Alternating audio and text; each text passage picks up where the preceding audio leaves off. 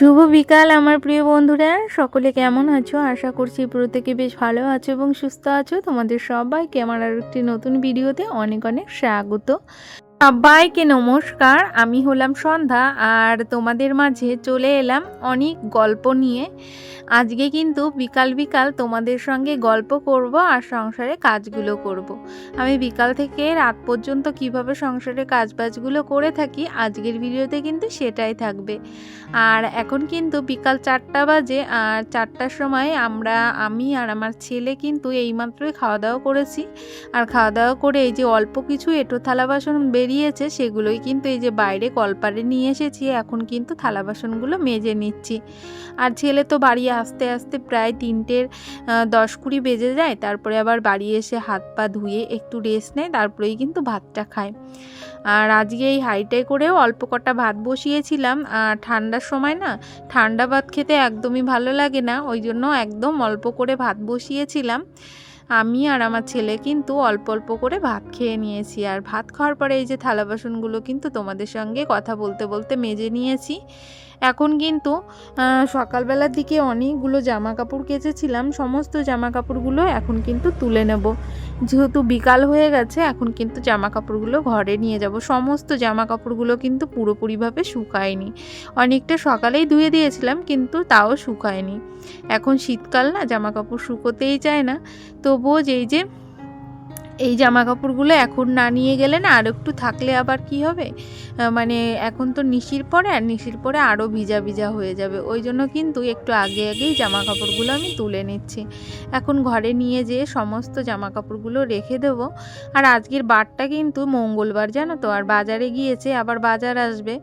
আর বিকালবেলা থেকে কিন্তু অনেকগুলোই কাজ থাকে। তোমরা যারা গ্রামের গৃহবধূ তারা তো নিশ্চয়ই জানবে, আমাদের বিকালেও কিন্তু অনেকগুলো কাজ করতে হয়। দিনটা যতই ছোট হোক, কাজের কিন্তু অপরিসীম, মানে কাজের কোনো সীমা নেই। আর কাজ কিন্তু দিন ছোট বড় দেখে হয় না, ছোট দিনেও যেমন কাজ থাকে বড় দিনেও সেরকম কাজ থাকে। তবে আমাদের ওই ছোট দিনের মধ্যেও কাজগুলো কিন্তু সময়ের মধ্যে ভাগ ভাগ করে নিতে হয়। সেরকমই এই যে বিকালের কাজগুলো আমি করা শুরু করে দিয়েছি। আর এখন যেহেতু আমার মেয়ে ঘুমোচ্ছে, আর ও ঘুমিয়ে থাকতে থাকতে কিন্তু আমি এই যে বিকালের কাজবাজগুলো সেরে নিচ্ছি। প্রথমে তো জামা কাপড়গুলো তুলে এনেছি, তারপর জামা কাপড়গুলো জায়গা মতো রেখে এখন কিন্তু পুরো ঘরটা পরিষ্কার করে নেব। আর রান্নাঘরে অনেকগুলো কাজ করেছি, সেটা কিন্তু অফ ক্যামেরায় করেছি। রান্নাঘরের কাজ বলতে ওই যে হাঁড়ি পাতিলে জল ভরে রেখে দিই, মানে যেটা রাতে রান্না করব সেটা কিন্তু বিকালবেলার দিকে হাঁড়ি টাড়ি পরিষ্কার করে একেবারে জল ভর্তি করে রেখে দিই, তারপরে কিন্তু আবার ট্যাপেও জল নিয়ে রেখে দিই। আর এখন এই যে ঘরটা আমার ঝাড় দেওয়া হয়ে গেছে, এখন কিন্তু নোংরাটা ফেলে দিয়ে তারপরে কিন্তু আবার চলে যাব ট্যাপের জল আনতে। আর ট্যাপে তো 2বার করে জল দেওয়া হয়, সকালে একবার জল দিয়ে আবার দুপুর মানে এই যে বিকালের দিকে আর একবার জল দিয়ে নিই। আর জানো তো, আর আমরা কিন্তু ওই যে ট্যাপের জল দিয়েই মানে ভাত রান্না করি, তারপরে সবজিপাতি কেটে ধুই, মানে সমস্ত কিছুই কিন্তু ট্যাপের জল দিয়েই করি। যেহেতু আমার কলের জলটা ভীষণই খারাপ, ওই জন্য কিন্তু ট্যাপের জলটাই আমি সবসময় ইউজ করি। তারপরে এই যে কথা বলতে বলতে কলসিতে জল নিয়ে নিয়েছি, বালতিতেও জল নিয়ে নিয়েছি। এখন কিন্তু জায়গা মতো কলসিটা রেখে দেব। আর এই কলসির জলটা এখন আর ইউজ করব না, এটা কিন্তু এখানে রেখে দেবো, সারা রাত থাকবে, সকালের দিকে আবার ট্যাপে দিয়ে দেব। আর এই যে একটু খালি আছে সেটা কিন্তু আমি এই যে বালতির জল দিয়ে পূর্ণ করে নিলাম।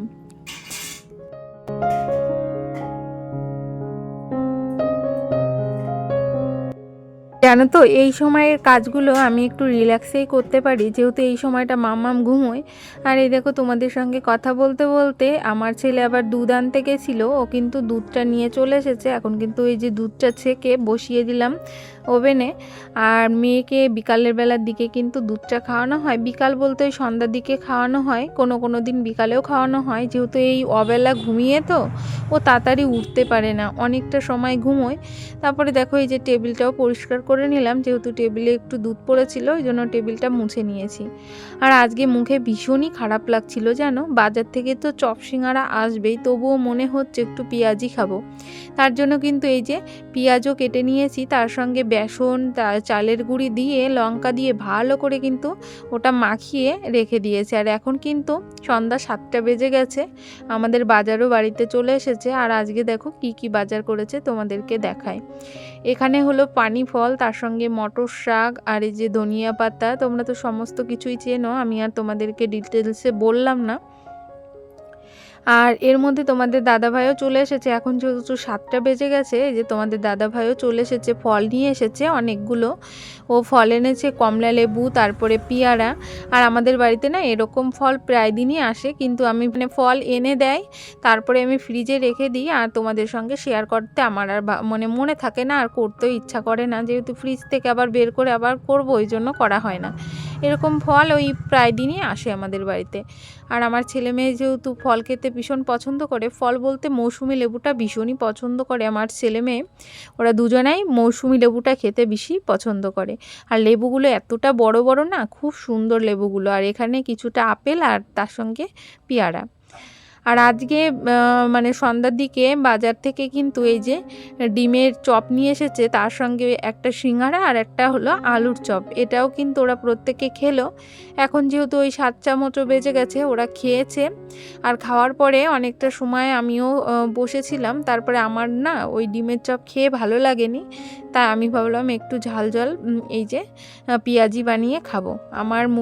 আমার মুখে না মানে ঠান্ডা কিছু মুখে ভালোই লাগে না, শীতের দিন বলো আর গরমের দিনই বলো, আমার বাজার থেকে চপ সিঙ্গারা আনলে গরম গরম খেতে বেশি ভালো লাগে। ঠান্ডা হয়ে গেলে আমি একদমই খেতে পারি না, ওই জন্য আমি ডিমের চপটা একটু খেয়েছি, তারপরে আর কিন্তু খাইনি। তারপরে ভাবলাম যে নিজেই বাড়িতে তৈরি করে খাই, তাহলে বেশ ভালো লাগবে। আর একটু জ্বর জ্বর হয়েছিল তো, ওই জন্য কিন্তু মুখে একদমই রুচি নেই, ওই জন্য ঝাল মানে খেতে ভীষণই ভালো লাগছে। আর তার সঙ্গে একটু গরম গরম খাবারই পছন্দ করছি আমি। তারপরে কিন্তু এই যে পকোড়াগুলো তৈরি করছি। আর আমি কিন্তু পেঁয়াজিটা তৈরি করার সময় হাত দিয়ে করিনি, আমি কিন্তু ওই যে চামচের সাহায্যেই কিন্তু পকোড়াগুলো তৈরি করছি। আমার না হাত দিয়ে মানে সবসময় মানে হাত দিয়ে ছেনে পকোড়া বানাতে ভাল লাগে না, ওই চামচ দিয়ে যেরকম হয় সেরকমই করে খেয়ে নিই। হাত লাগাতে ইচ্ছা করে না সব সময়, কিন্তু হাত দিয়ে তৈরি করলে না শেপটা ভালো হয় জানি, কিন্তু ওই যে মন লাগছে না, ওই জন্য কিন্তু চামচ দিয়েই করছি। এই পর্যন্ত যে সকল বন্ধুরা আমার ভিডিওর সাথে আছো, তোমাদের সবাইকে অসংখ্য অসংখ্য ধন্যবাদ।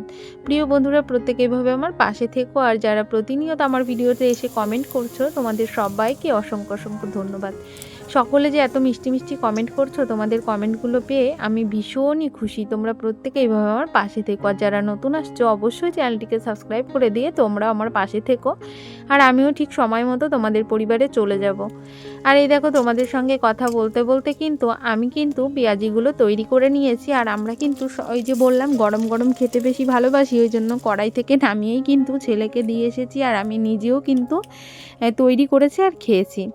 আর এই যে ছেলের আবদারে লাস্টে কিন্তু ডিম দিয়ে তৈরি করেছি। এই ডিম দিয়ে যে পেঁয়াজিগুলো তৈরি করেছে না, আমার কাছে বিচ্ছিরি লেগেছিল, কি বলবো, একদমই ভালো লাগেনি, কিন্তু আমার ছেলের মুখে ভালো লেগেছিল, ও কিন্তু খেয়েছিল। তারপরে এই দেখো শাক ছাড়াতে বসে গেছি, এখন প্রায় ওই 8টা মতো বেজে গেছে। আমি কিন্তু রাতের দিকে কালকের মানে কাজ কিছুটা কিন্তু এগিয়ে রাখি। যেমন কালকে আমি ভেবেছি সকালবেলা শাকের তরকারি করব, ওই জন্য কিন্তু এই যে মটর শাকটা আগেই বেছে রাখছি। আর আজকে রাতে রান্না করব হলো লতি কচু, আর তার সঙ্গে কিন্তু মাছ ভাজবো। আর আজকে কিন্তু বাজার থেকে চিংড়ি মাছও এনেছে, সেটা কিন্তু ফ্রিজে রেখে দিয়েছি, সেটা আর আজকে রাতে আমি কুটিনি। আর ফ্রিজে কিছুটা ওই যে এর আগের দিন তোমাদেরকে দেখিয়েছিলাম রুই মাছ, সেটাই কিন্তু আছে, ওটা দিয়েই লতি রান্না করব। আর তার সঙ্গে মাছ ভেজে দেবো ছেলে মেয়েদেরকে। আর ওই রান্না করতে বেশি সময় লাগবে না, ওই জন্য কিন্তু এই যে মটর শাকগুলো ছাড়িয়ে নিলাম।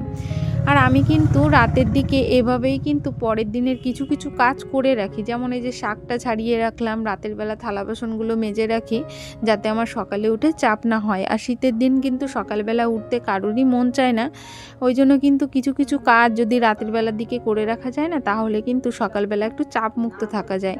আর ওই জন্যই দেখো শাকগুলো তো ছাড়িয়ে নিয়েছি। আর এখন কিন্তু 8টা 20 মতো বেজে গেছে, এখন শাক পাতাগুলো ফেলে দিয়ে চলে যাব রান্নাঘরে। আর এখন কিন্তু ঝটপট করে রান্নাটা করে নেব। তাই ভিডিওটা এই পর্যন্ত, সবাইকে টাটা বাই বাই, দেখা হবে আবার নেক্সট ভিডিওতে, টাটা।